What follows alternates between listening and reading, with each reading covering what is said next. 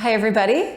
I wanted to demonstrate Vrksasana, also known as tree pose. This asana is a favorite with many people around the world, so many different ages, all love this woven into their practice. But if you're a new practitioner, you may not know how to approach this posture, especially if you're not convinced that you have the best balance.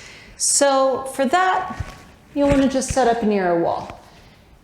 Think about building up the arches of your feet before you move into any balancing pose. You can do that by standing hip distance apart.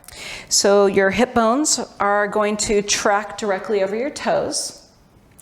You're going to want to scrunch the balls of the feet towards the heels, press down firmly, and then lift the toes and spread them apart.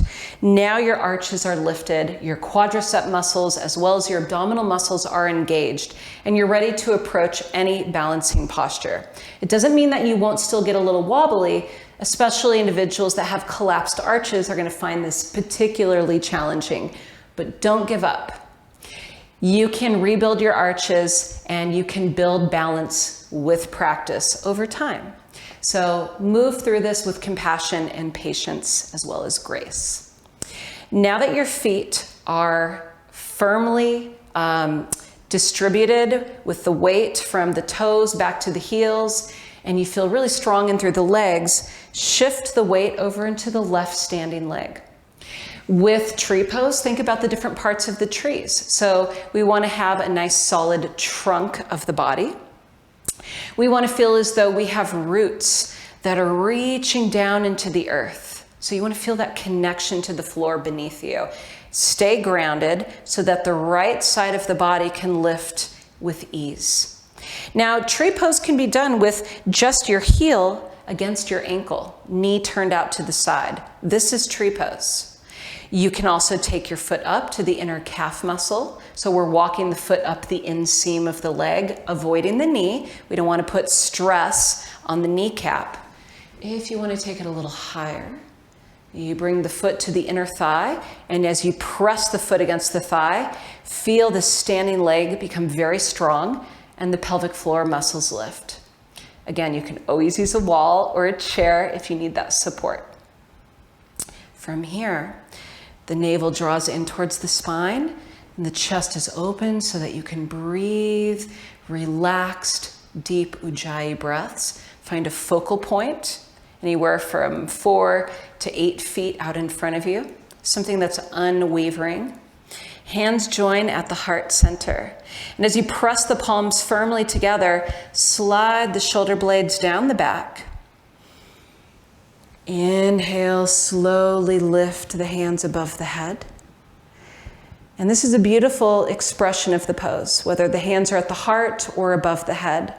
And if you're willing to go out on a limb, open the hands apart. Extend your branches, move your leaves any way you like. Maybe you're more like a palm tree than a mighty oak. So perhaps there's a little bit more flexibility through the sides of the body, through the arms. So you're invited to play and explore this pose and the range of motion in the upper body, but be grounded through the lower body. When you're ready to come out, bring the knee forward. You can extend the leg out in front of you. This hip needs to drop. Navel is still drawing in. And then lower the leg down. And we're going to switch sides. Find your tree. Move into it. Feel those little adjustments. The knee draws back. Feel the pelvis drop, lifting through the sides of the body. And connect to the heart. This connection from the heart center, this is the seat of consciousness. So we start here. We inhale. And then we start to foster that feeling of connection. We're strong yet flexible. So that when the winds of adversity blow, we don't break, we don't snap, we just are able to bend, adjust.